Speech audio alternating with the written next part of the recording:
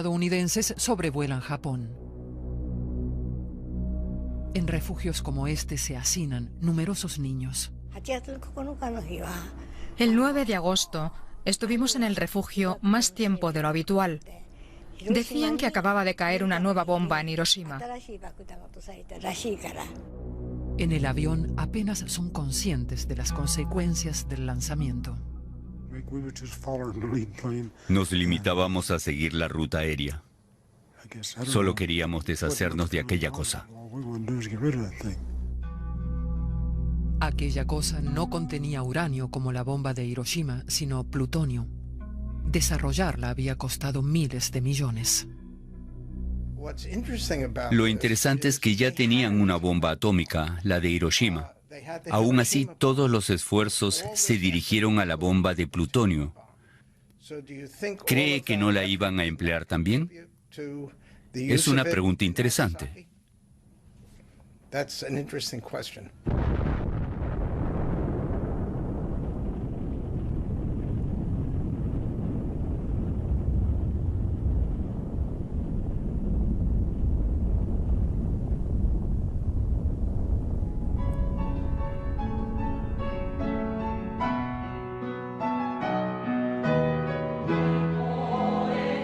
Estos son los niños de entonces, los que todavía viven. Aún hoy se preguntan por qué cayó aquella segunda bomba y arrasó su ciudad.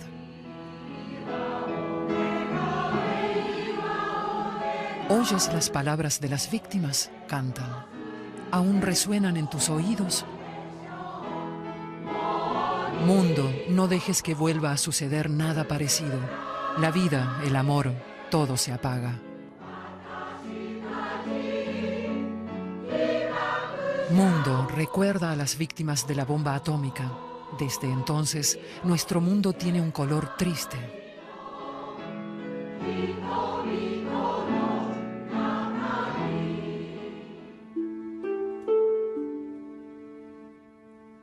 En el búnker la muerte ya se sentía cerca mucho antes, cuenta Sakue Shimohira, que tenía 6 años.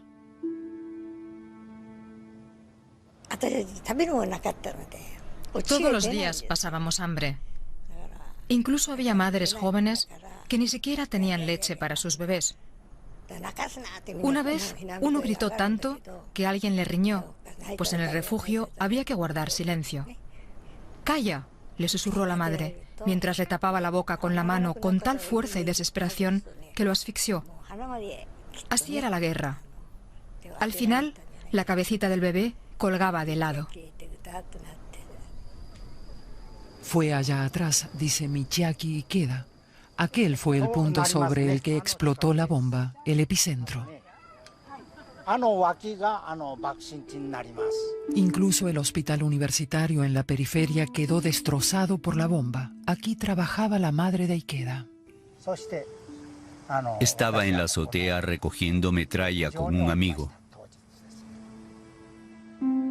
Como su amigo quería ir al baño, bajaron en el ascensor.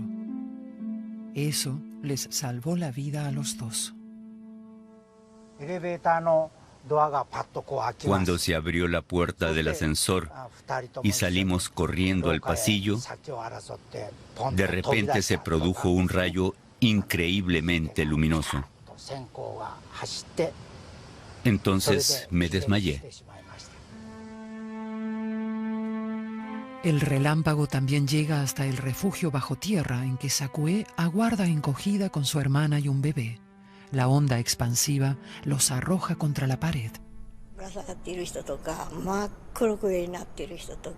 Casi todos los demás habían salido ya porque la alarma había dejado de sonar. Entonces algunos volvieron a entrar suplicando ayuda. Yo había perdido el conocimiento y empezaba a despertar. Estaban totalmente desfigurados, con el cuerpo quemado y reventado. Muchos con heridas abiertas por las que les salían las tripas.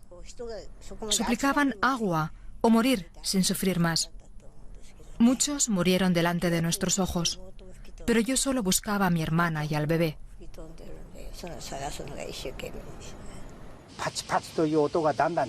Cuando recuperé la conciencia en el pasillo del hospital, Vi fuego por todas partes. Las llamas venían hacia mí. El suelo estaba cubierto de arena y vidrios rotos. Me arrastré hasta una pared que aún estaba en pie y descubrí una enfermera agachada en una esquina, cubierta de sangre. Me arrastré hacia ella. Al verme gritó: «Chico, busca rápido a los bomberos». El bombardero había elegido una iglesia como objetivo a través de una abertura entre las nubes. En cuestión de segundos, decenas de miles de personas en los alrededores sufrieron terribles quemaduras o murieron calcinados. ¿Quién podría concebir semejante arma? La búsqueda de respuestas nos lleva a la localidad de Los Álamos, en Nuevo México, Estados Unidos. Durante mucho tiempo fue un simple campamento de scouts, hasta que se convirtió en un taller secreto para desarrollar la bomba atómica. La única dirección era una casilla de correo. En las licencias de manejo, el nombre es un número. Dirección, lista especial B. Código postal, Santa Fe. Había pocos teléfonos. Todo el mundo era vigilado. El correo se censuraba. Quienes vivían allí no podían informar del tiempo que hacía porque los agentes de seguridad temían que una tormenta localizable, por ejemplo, pudiese delatar su ubicación. Al principio se apiñaban aquí cientos de especialistas de Estados Unidos y Europa. Al final eran más de 8.000. Algunos con su familia, y entre ellos muchos premios Nobel de física. Incluso en el gobierno y en el ejército eran pocos los que sabían del proyecto secreto. Mientras, jóvenes técnicos manipulan inocentemente el plutonio, como Bill Hutchins. Un día estaban disponiendo piezas de plutonio para unos ensayos. A uno se le resbaló una pieza que fue a caerle en un punto en que desencadenó una reacción crítica. Le provocó la muerte. Otro que estaba a su lado y al que yo conocía, perdió enseguida todo el pelo y las pestañas. Parecía que se hubiese quemado tomando el sol. Al poco murió también.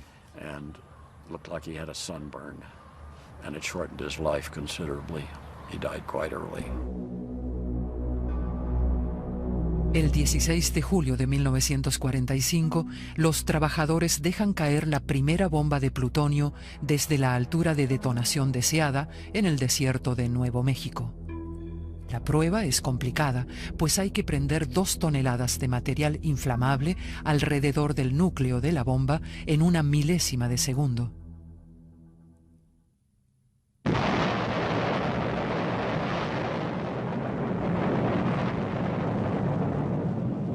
Es la primera explosión nuclear de la historia, observada por sus responsables a 9 kilómetros de distancia.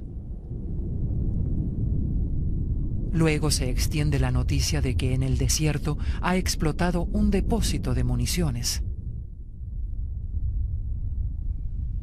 ¿Eran todos conscientes de que esta bomba arrasaría ciudades enteras?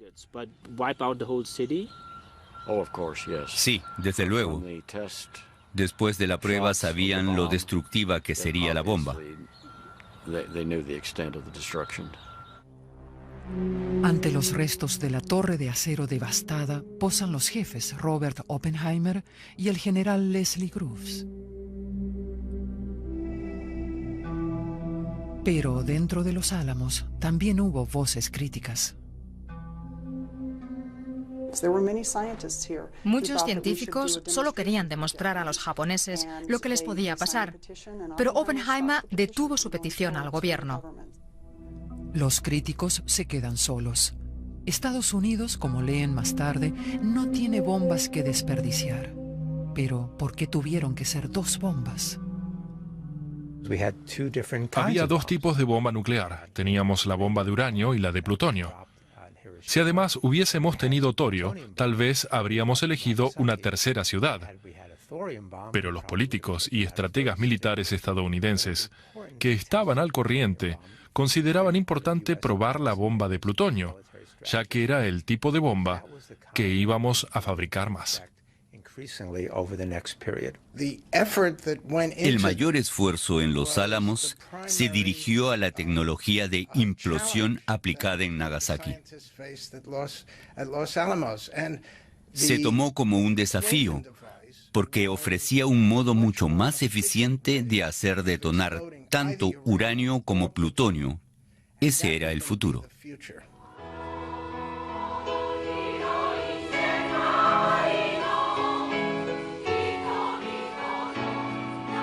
Así que las víctimas de Nagasaki se usaron como conejillos de indias para que el fabricante de bombas estadounidense pudiera decidir cuál de sus modelos producir en serie. Durante 70 años, los habitantes de Nagasaki criticaron en sus actos conmemorativos a los gobiernos por sus guerras, también al japonés. La suya fue siempre una ciudad abierta al mundo.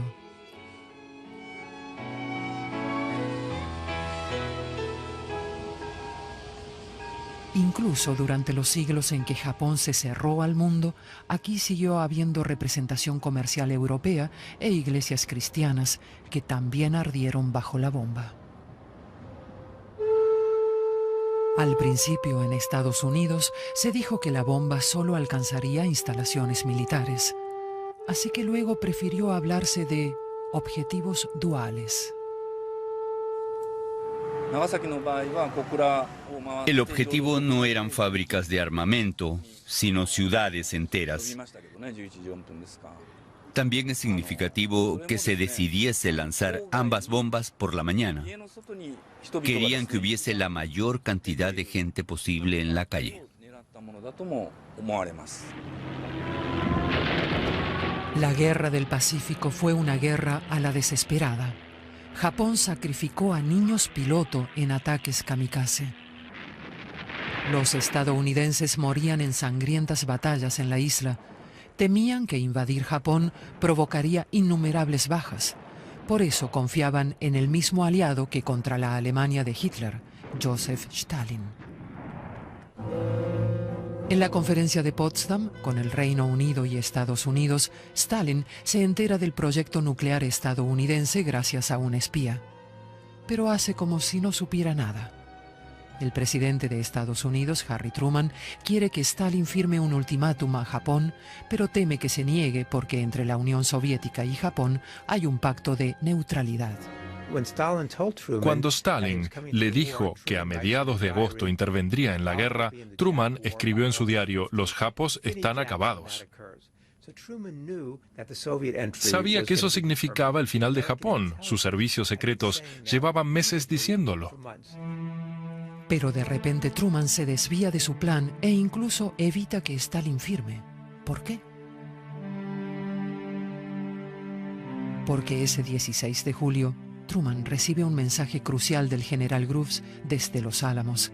Los resultados de la prueba superan las expectativas, le escribe Groves. Y lo que ahora cuenta es la prueba en el campo de batalla.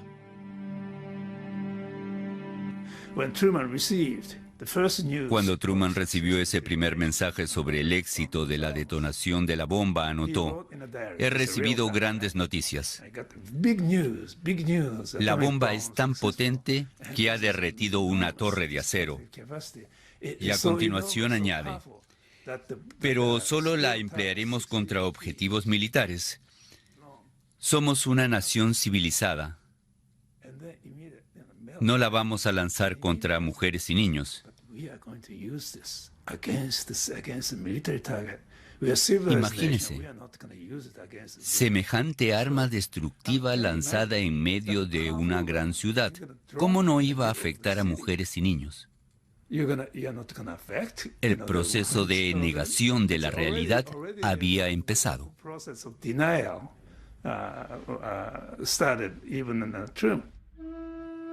Al historiador también le llama la atención que el llamado ultimátum al gobierno japonés no impusiera ningún plazo y que Truman eliminara del documento una garantía de continuidad del emperador, aunque Occidente sabía la lealtad que le profesaban los japoneses.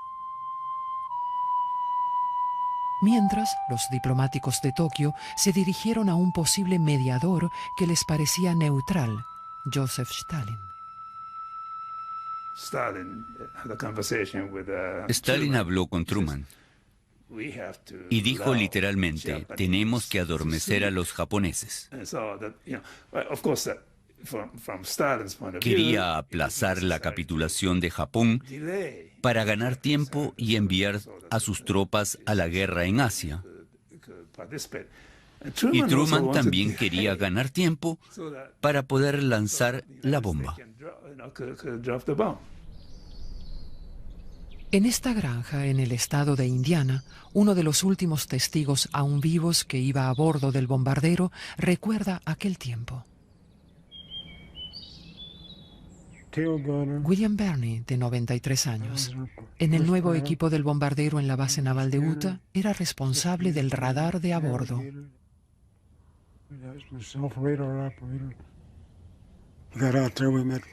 Estábamos bajo el mando del coronel Tibbets. Nos dijo, ahora ustedes son soldados de élite y debemos llevar a cabo una pequeña misión de alto secreto. Junto con un segundo piloto llamado Charles Sweeney, aquí a la derecha de Tibbets, practicaron la técnica de lanzamiento. Solo teníamos que volar, por ejemplo, sobre el desierto de Mojave. Los científicos calculaban con réplicas a qué altura debía explotar la bomba para causar el mayor daño posible. No sabíamos nada más, solo hacíamos lo que nos decían. Luego, la unidad de Burney se traslada con los aviones a Tinian, una de las Islas Marianas en el Pacífico, y se carga la primera bomba. Es la bomba de uranio alargada. Sus creadores la llaman Little Boy, muchachito, casi con orgullo paterno.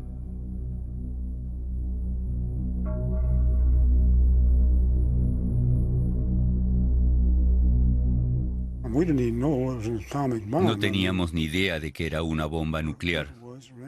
Solo sabíamos que los aviones se habían adaptado expresamente para llevarla. Tibbets hace pintar sobre la cabina Enola Gay. Es el nombre de su madre. Le esperan más de 6 horas de vuelo. En los aparatos que lo acompañan viajan fotógrafos y técnicos que deberán medir la fuerza de la explosión.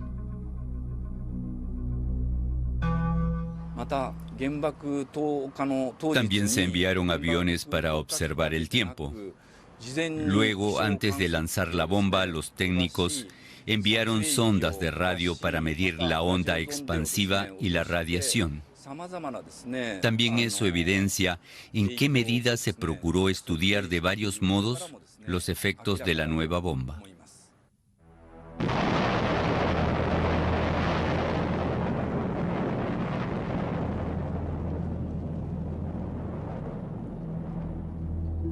Más de 100.000 personas perdieron la vida en Hiroshima. De algunas de ellas, como los soldados estadounidenses contaron después, no quedó más que su sombra. Ante un relámpago, todo obstáculo protege su entorno durante una fracción de segundo, así que su sombra queda dibujada, incluso si es una persona que camina por la calle.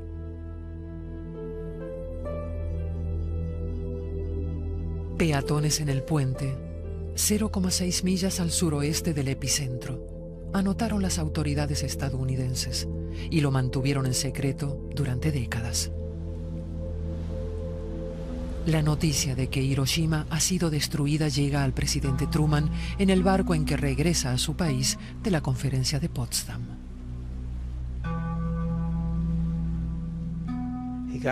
Cuando recibió el informe de Hiroshima, dio un brinco y exclamó, «Es lo más grande de la historia». Saltaba de contento. ¿Por qué estaba tan entusiasmado? Era un hombre correcto. No estaba complacido por haber masacrado a otras personas. Creo que se debía a que todo había resultado exactamente como lo había planeado. Había conseguido lanzar la bomba antes de que los soviéticos intervinieran en la guerra.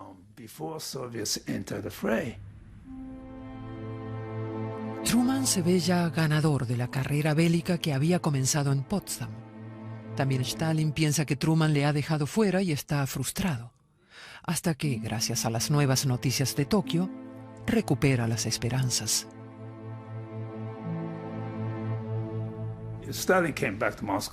Stalin volvió de Potsdam a Moscú el 5 de agosto. Se había apresurado a tomar ciertas medidas para prepararse para la guerra.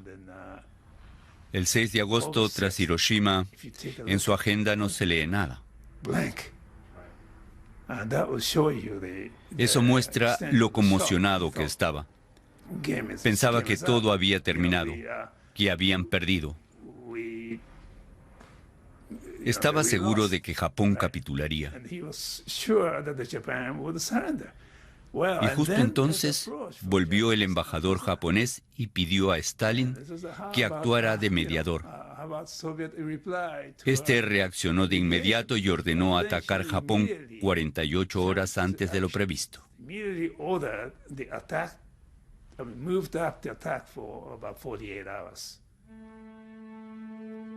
Pero, ¿por qué la conmoción de Hiroshima no hizo capitular a Japón? Según los historiadores, ¿por qué no fue ninguna conmoción? Para el Consejo de Guerra japonés, el sufrimiento de la población civil no era motivo para modificar el curso previsto.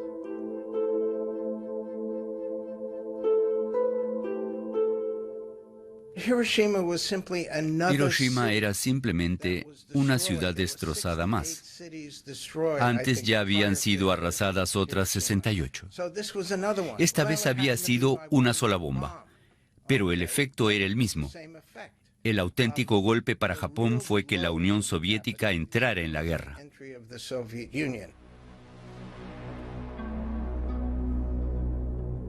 Pero en lugar de esperar a ver por dónde ataca Moscú, Estados Unidos parece apresurarse a lanzar también la segunda bomba. Fat Man, hombre gordo, el modelo de plutonio. Puesto que Japón sigue negándose a rendirse, Truman considera justificado el paso. Anuncia al país una lluvia destructora. La misión se ve obstaculizada por varios problemas. El aparato lleva demasiado poco combustible. El tercer avión no aparece. El objetivo principal, la ciudad portuaria de Kokura, y el secundario, Nagasaki, están cubiertos de nubes. Por eso no dimos en el blanco previsto.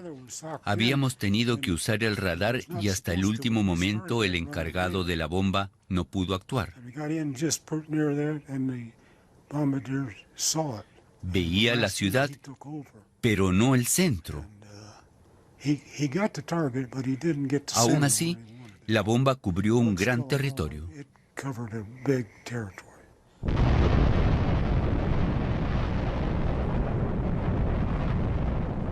De nuevo murieron decenas de miles de personas, casi todos civiles. En realidad, el número de víctimas habría podido ser aún mayor que en Hiroshima, pues la bomba de plutonio tenía el doble de fuerza explosiva. La búsqueda de una testigo retratada en una vieja foto nos lleva a muchos kilómetros de Nagasaki. Es una de las muchas fotos que quedaron en una casa abandonada donde el fotógrafo las había escondido de la censura. Algunas ya se han mostrado en este reportaje.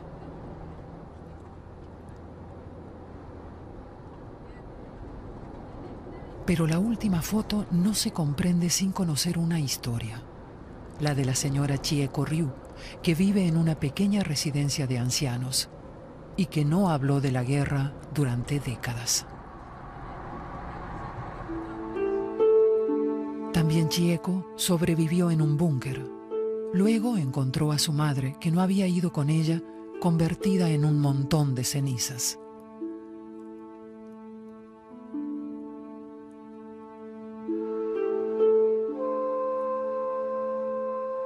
¿A dónde mira en la foto?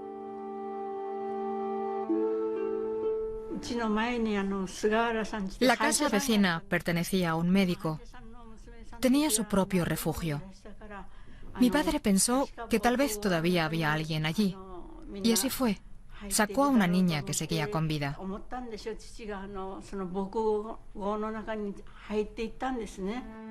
¿Cómo pudieron usted y su padre identificar a su madre?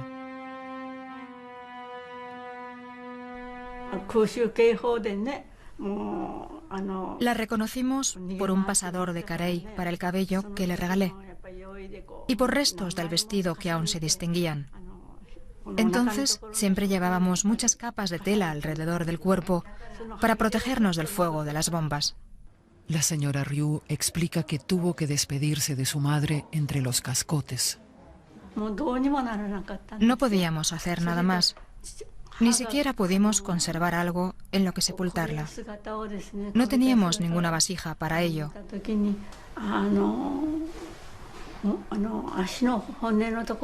Miré aquel cadáver carbonizado que había sido mi madre.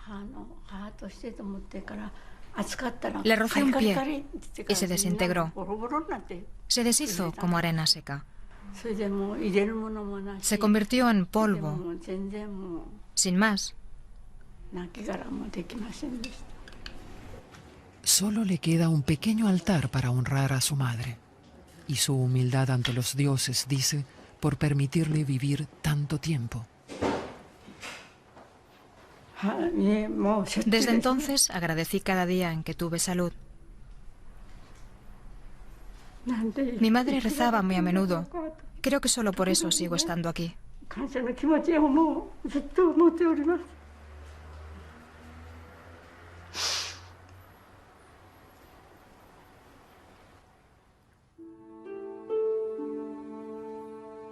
La niña Sakue permaneció en el búnker hasta el día siguiente, junto a su hermana y el bebé.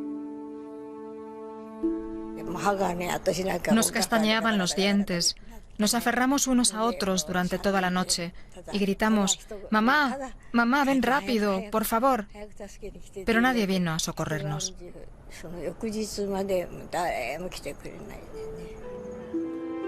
En algún momento decidieron salir para buscar su casa, o lo que hubiese quedado de ella.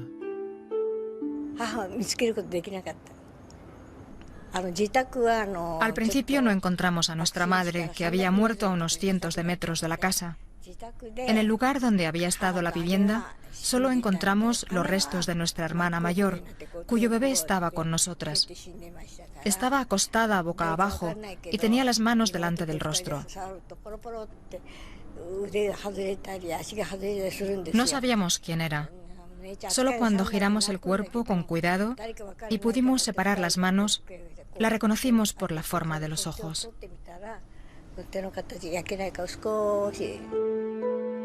Michiaki Ikeda sale corriendo de las ruinas de la clínica, camina errabundo y termina regresando. Allí encuentra a su madre, gravemente herida. Estaba echada boca abajo en una cama y no podía moverse, porque tenía cientos de vidrios rotos clavados en la espalda. Hasta entonces no había llorado, pero cuando la vi, me deshice en llanto. No hay nada para atender a los heridos. Los médicos de Nagasaki están atendiendo a quemados que han sobrevivido en Hiroshima.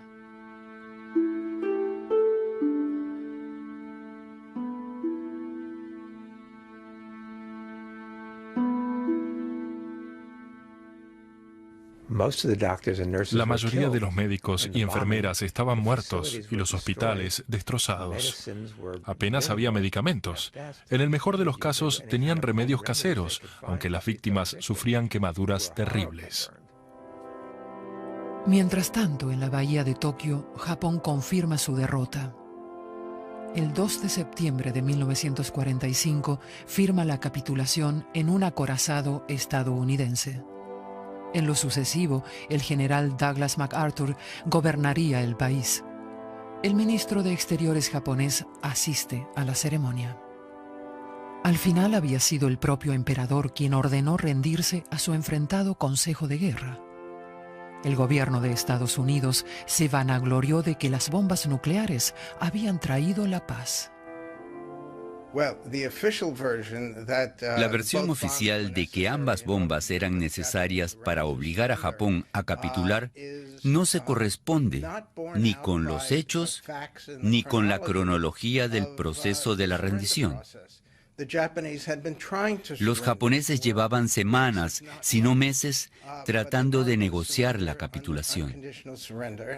Solo querían asegurarse de que se garantizara el trono y la supervivencia del emperador. Por eso habían confiado en que Stalin mediara entre Estados Unidos y Japón para conseguir estos objetivos, pero fracasaron porque el 8 de agosto les declaró la guerra también la Unión Soviética. Ese fue el fin de su plan. Aún así, el emperador Hirohito se libra de un juicio por crímenes de guerra.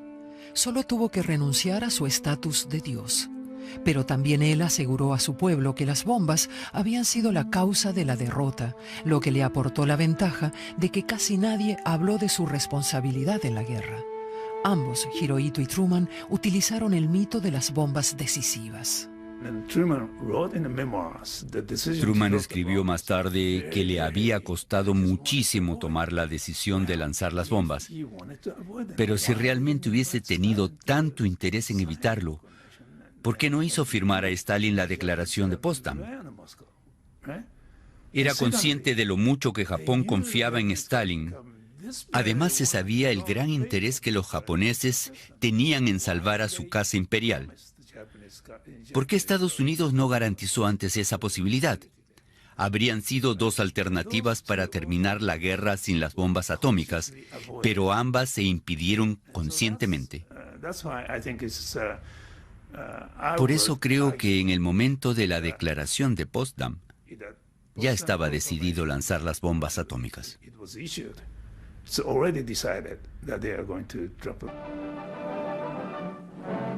Incluso en los noticieros del ejército estadounidense se mostraba que Japón ya había sido arrasado antes de Nagasaki.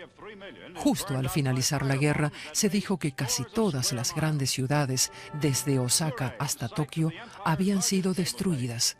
La flota japonesa acribillada en los puertos, el país fuera de combate, escenas que demostraban, en palabras textuales del locutor, que Japón estaba claramente vencido antes de lanzar las bombas.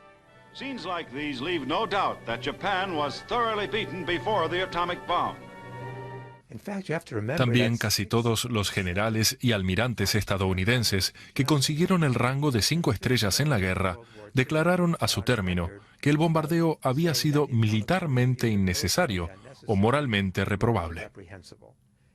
Quien lo dijo con más claridad fue el propio jefe del Estado Mayor de Truman, el almirante William Leahy. Recriminó a Truman que ese no era modo de hacer una guerra. Llegó a decir: Truman me aseguró que solo se atacarían objetivos militares. Pero matamos a tantas mujeres y niños como pudimos, exactamente como querían desde el principio.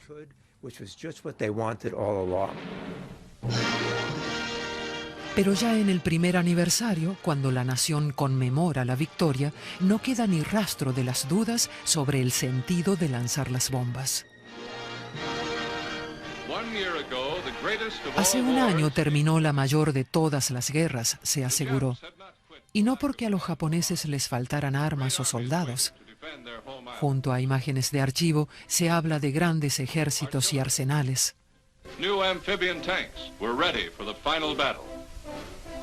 Pero cuando los japoneses estaban preparados para la última batalla, cayó la primera bomba atómica. Los japoneses se quedaron atónitos, pero aún vacilaron. 3 días más tarde cayó la segunda bomba atómica sobre Nagasaki. El golpe decisivo, y se rindieron. Es bien comprensible. Estados Unidos era el único país que había empleado la bomba atómica. Y como admitió el propio Robert Oppenheimer, la lanzó contra un enemigo que esencialmente ya estaba derrotado. Era nuestra buena guerra. Habíamos combatido al fascismo en Europa y al militarismo en el lejano Oriente. Estados Unidos no podía soportar terminar con algo negativo que dejara una sombra negra tras esta guerra. Por eso, se justificó con la tesis de que una invasión de Japón a partir de noviembre habría costado la vida de 1 millón de soldados estadounidenses. Pero no se habría producido ninguna invasión. Los japoneses se habrían rendido claramente antes de noviembre.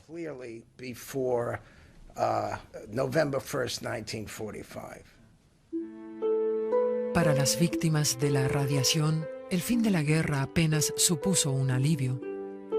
Algunos fueron acogidos por sus parientes. También Sakue Shimohira, pero no tarda en volver a malvivir entre las ruinas con su hermana, como muchos otros.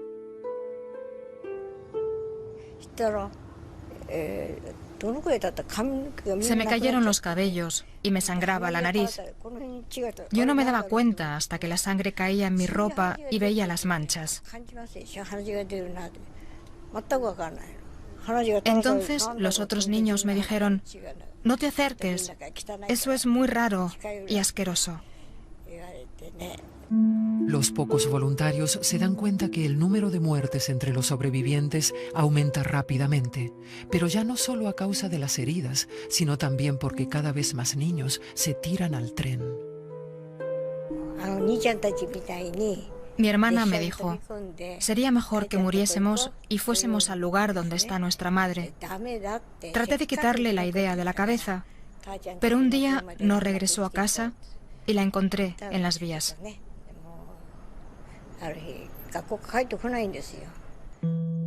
También Sakue piensa en terminar con su sufrimiento del mismo modo. Pero cuando la locomotora negra viene hacia ella, en el último momento salta a un lado. Los estadounidenses tampoco conocen los efectos tardíos de la bomba, así que designan una comisión secreta. Anotan que se observan idénticos fenómenos tanto en Nagasaki como en Hiroshima. Los expertos lo denominan radiation sickness, enfermedad de la radiación. Otros lo llaman la peste de la radiación. No se conoce ninguna cura.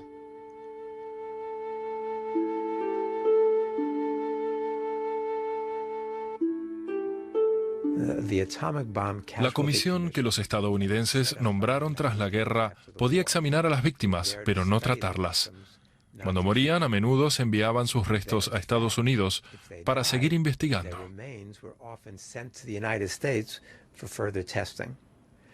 Por eso, muchos japoneses aún piensan que los usaron como conejillos de Indias para un experimento estadounidense.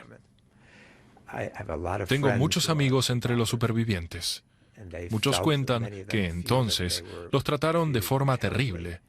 Los humillaban, los obligaban a aparecer desnudos en la plataforma ante un auditorio de médicos. Muchos eran adolescentes y les quedaron profundas cicatrices emocionales. Creo que el papel de Estados Unidos en aquella época fue deplorable e incluso criminal. At best, criminal at worst.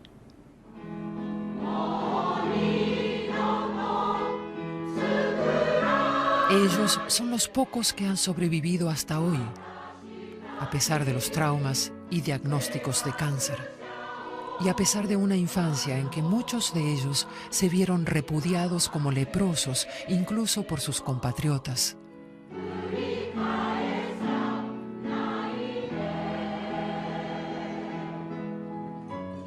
¿Quién explicará lo que nos sucedió cuando ya no estemos aquí?, dicen.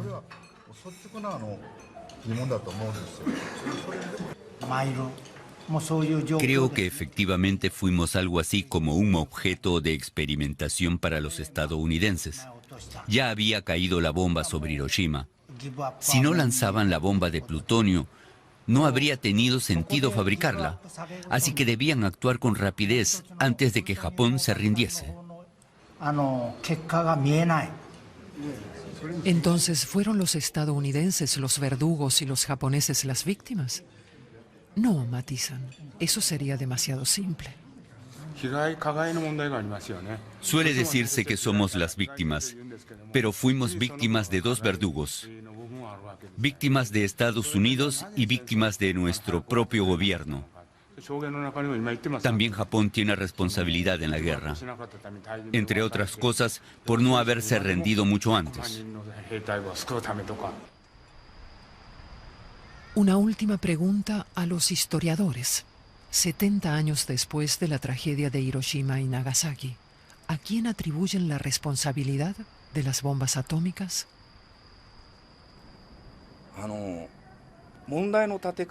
En sus bombardeos sobre ciudades, y no solo Hiroshima y Nagasaki, Estados Unidos cruzó un umbral al dirigir la guerra contra civiles.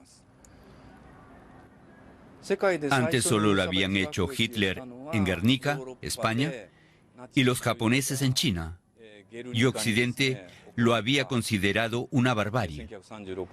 Pero los británicos hicieron lo mismo en Dresde y los estadounidenses primero en Tokio. Y luego ya con las dos bombas nucleares traspasaron este límite definitivamente.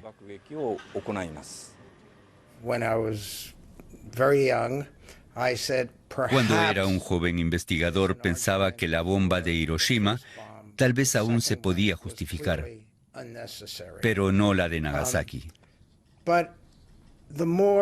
Pero cuanto más he sabido de lo que pasó entre Japón, Estados Unidos y Rusia, más me convenzo de que ninguna de las bombas fue necesaria.